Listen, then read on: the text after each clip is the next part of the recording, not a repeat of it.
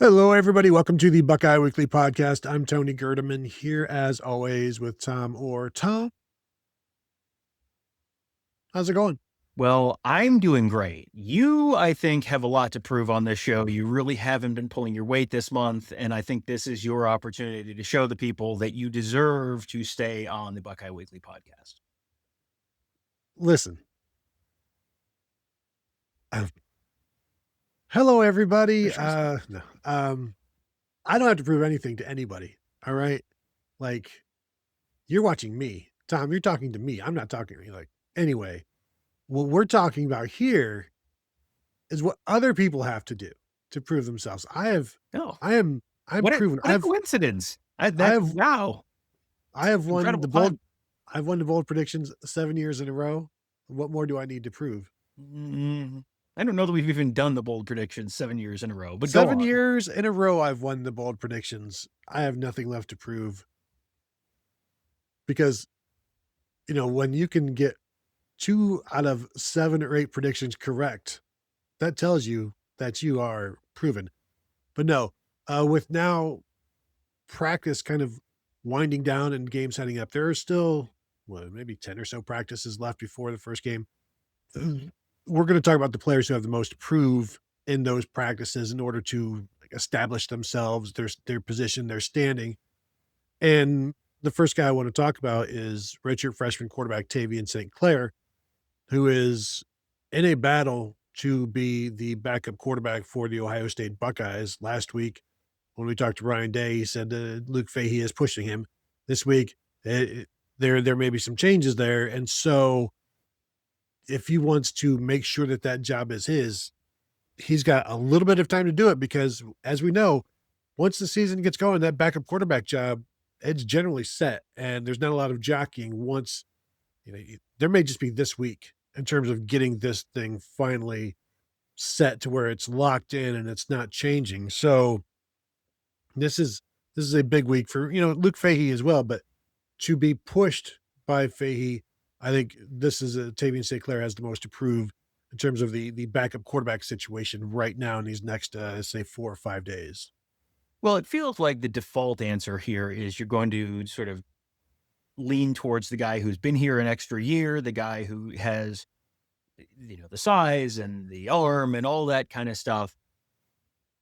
But the fact that this is even a conversation right now, and the fact that this seems like this is more than just, sometimes you get just sort of, oh, yeah, you never know, you might got to watch this. And it's just sort of the coaches talking to the players through us.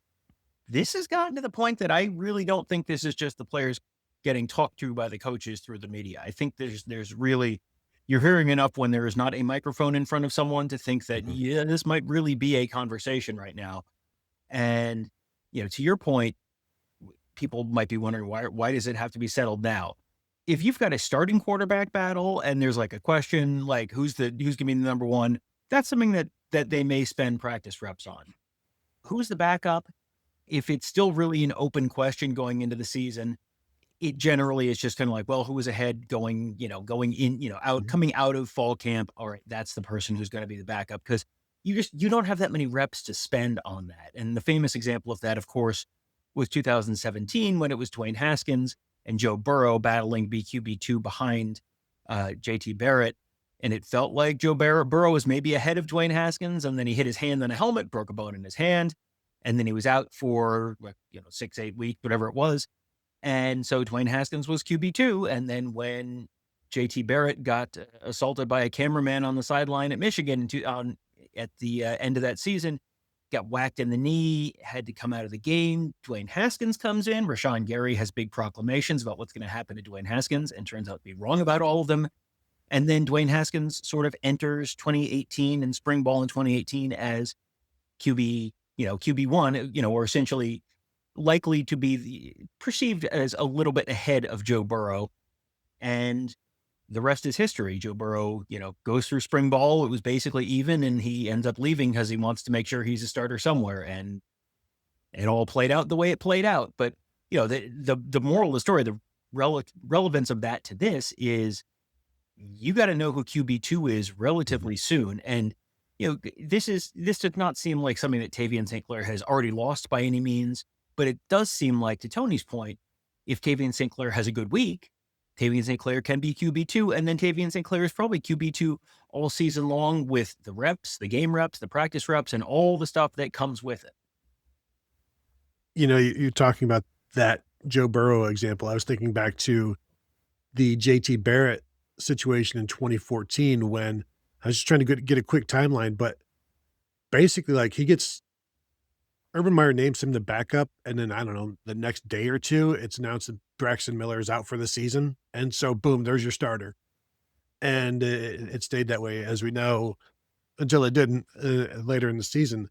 Turns But out yeah, change during the Michigan game every once in a while, huh? there you go. And it works. Maybe that's the real message here with this one is you got to be ready for that Michigan game. But yeah, that backup's got to be prepared to play and can't necessarily be worried about what's going on. The coaches can't be worried about trying to figure that out either. Um, but you still have to perform in practice in the limited amount of opportunities that you get. Speaking of limited amount of opportunities in practice, the next guy on the list that I want to talk about is Kyle Parker, transfer from LSU, was fine in the spring, getting reps in the slot and at Z, and has some experience, caught 30-some passes last year as a redshirt sophomore. This is his fourth year in college. Has started a number of games. He's relatively experienced. We never saw him, and he's been kind of MIA in terms of information. I don't want to say he's MIA. I'm like, I haven't really heard a lot about him, and not necessarily somebody that has been asked about by of Ryan Day, because we only have, like, you get one question, and do you want to ask about Kyle Parker, or do you want to ask about something else? And so this, presuming he's able to go at some point, like, you want to see him get into the offense, figure out where he is, how he's utilized. Is he inside? Is he outside? Is he pushing somebody? Is he being pushed? This is not this. I mean, is he going to be a guy that is productive? Is he in the rotation? We assume he is. We've talked all along that he was going to be one of those 4 veterans, and then maybe some freshmen can come along. But yeah, we need to see it. Yeah, you do need to see it, and the coaches need to see it because it's not that he hasn't performed, it's just he hasn't been out there. He missed several weeks of camp. I have not heard a definitive answer as to how back he is right now, if he's completely back, if he's still limited. I'm honestly not sure on the answer on that. But it's getting late pretty early for him because, he came in with the advantage of he played for Cortez Hankton at LSU last year. So Cortez Hankton knows him and knows his game and knows what his strengths are. And so that will certainly help Kyle Parker's case in terms of getting on the field and getting time this year. But Jeremiah Smith, he's starting. Brandon Innes seems like he's got a, very regular spot. Devin McEwen feels like he's got a very regular spot. Chris Henry Jr. certainly feels like he's moving up that pecking order quite a bit. Brock Boyd moving up that pecking order quite a bit. We've been hearing good things about Des Jones the last week or so. It feels like he's maybe moving into that sort of pecking order. And I just said 6 names, and that is about as deep as you're going to go with the wide receiver rotation. So, I think Kyle Parker coming out of the spring, we would have had at least in the top 4, probably coming out of the spring with the 3 starters that I mentioned, and then him. And then, you got freshmen behind them, and we'll see how the freshmen do. And the second year guys, we haven't seen a lot from them. Well, now a couple of the freshmen have really moved up and maybe leapfrogged Kyle Parker. And I don't know where Des Jones is in terms of, number of snaps that he'll see this year, but it seems like he's making a push for playing time as well. So yeah, this is a case where if you don't get a chance to show what you can do a lot during fall camp, again, your opportunities are going to become more and more limited as the season goes along. Yeah, Ball State game, sure. Kent State game, sure. And maybe you can prove something and move up the order then. But if you don't take advantage of those limited opportunities, at some point you are where you are until something significant changes. Yeah, and you saw the Charlie Becker thing is an interesting, significant change where I don't know why they decided to start playing him, but they finally did, and it worked well for Indiana. But at this point, if you've got young guys ahead of you, and I'm not saying that that's what's happened, but if that has happened, then you've got to reclaim your spot. And sometimes at Ohio State, the talent is such that you can't reclaim your spot, and so that's why we have him on this list. another transfer, Terry Moore, who, you know, was the number 2 free safety in the spring for the first half. Then he was the number 1 free safety in the spring, the second half. I don't know how much free safety stuff they're doing. That's not information that I've been able to get, and it's not anything that we saw in the first 3 days. They didn't play 3 safeties. They played 2 safeties, a nickel, and 2 corners. And so it very much seems like it's Jalen McLean and Earl Little at safety and Jay Timmons at nickel, and then obviously Jermaine Matthews and Devin Sanchez at corner. But what is Terry Moore's role? Is he just, and I think that it's dismissive to say, is he just the backup free safety? Is that going to be his role? Like, is there a spot for him in a package? Is there something that he can do where it's not just going to be, okay, Jalen McLean's day is done. Go on in Terry Moore, or go on in Leroy Roker, or something like that. So I think this is an opportunity. And maybe the opportunity, frankly, has passed because of one, the scheme. But if they had seen more, I don't know that they'd be saying we're just a 2 safety system now. Well, it feels like this is a little like the offensive line when we talked about the offensive line on the last show, where it's like, well, every time we see them, they're doing this Mhm. thing. And so I don't know how seriously to take the conversation about, well, we're really seriously thinking about this other thing. It just feels like when we've seen Terry Moore and Leroy Roker, they've been with the twos. And coming out of the spring, I had Terry Moore with the ones in Sharpie, like not even a question.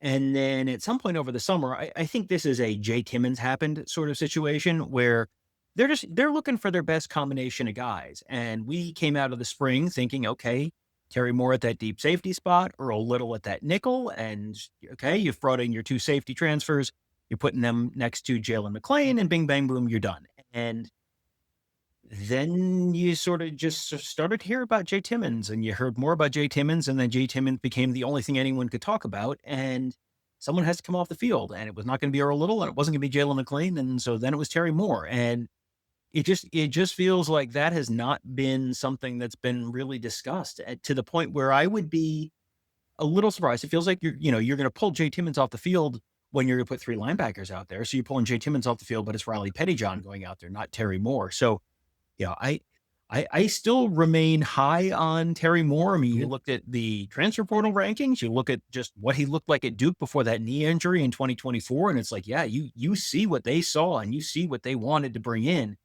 but it just feels like he has sort of fallen behind now, and I don't know, until someone, if someone gets hurt, yeah, maybe he's that next guy in there. It just right now it feels like it may be, the window of opportunity may have closed at least for the short term for him. Yeah, and if you're playing the same position essentially as Jalen McLean, you're not gonna be number 1. And so, it's just I wonder,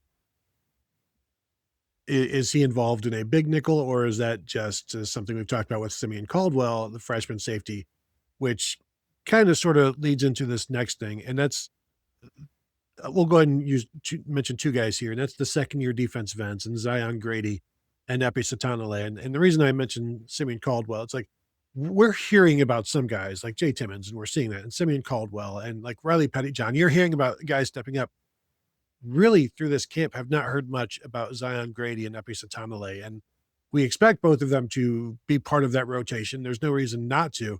It's just there's not been much talk about them, and we we've talked to a couple of defensive linemen, and they're saying good things, but it's like from inside, I guess I'm not really hearing as much as I would like, certainly. I'm not hearing much as I would like from inside the program. Yes, welcome to the world, but, um, I guess they're here, 1, because it's a very important role. You're trying to make sure that you've got depth there, and 2, it's just I've not really heard much about either of them. Yeah, and Bennett Christian last week, I just did I did a bonus show on the Buckeyes Tomorrow Morning podcast feed where I put up some clips from Bennett Christian's interview, and he talked about Epi Sitanilei and Kari Wilder as 2 of the young defensive ends who are jumping out. But it is definitely you were sort of expecting coming off of year 1. A lot of times you get guys who play. I think Zion Grady played 100 snaps, give or Mhm. take, last year, and a lot of times you get a guy who played 100 snaps in year 1. Okay, boom, he's ready to play a bigger role and at least be the clear cut number 3 there, where he's the first guy off the bench at the very least, if not he's, starting. And I think my assumption coming out of last season was, okay, one or both of those guys is going to be in that, defensive end 2, defensive end 3 role. Beau Atkinson is either going to transfer or be like a role player, and that's going to be it. And Beau Atkinson has taken a pretty significant step forward to the point where he's very clearly, I think right now, the guy who's going to be starting opposite Kenyatta Jackson. And so then the question is, okay, where are the other guys? Because you're right. It has been very quiet with Zion Grady this year, this fall. And it's been, somewhat quiet with Epi Sitanilei as well. And those are guys who we both sort of expected to be ready to take that next step. And it just feels like you haven't heard the stuff you would normally be hearing if they were really at that point. So the good news is for those guys, they need someone. You are not going to, it's going to be 90 something degrees and 90% humidity in Austin, Texas, even at 7:30 at night or whenever that game kicks off. You are going to need to play a bunch of defensive linemen. They're probably going to play 8 to 10 defensive linemen at least in that game. So the opportunities are there, and it's just a matter of, all right, who is ready to seize that role as defensive end number 3, defensive end number 4? And the last guy I want to mention is on that defensive line, and that's Eddrick Houston, who was always going to be interesting to watch how he reacted to James Smith being brought in, and John Walker, frankly, as well, to play on that defensive line. Eddrick Houston knows he shouldn't be playing 60 snaps. Nobody should. 35, 40, there's an opportunity there. But I think just reaffirming that this is my job, this is my spot. I'm not going to lose it like I did last year. And then he lost the job last year, but still played and eventually played more minutes or more snaps than Taiwan Malone, who was starting. So it's like I say, lose his job. It's like Malone started most of the games, and that was supposed to be Eddrick Houston.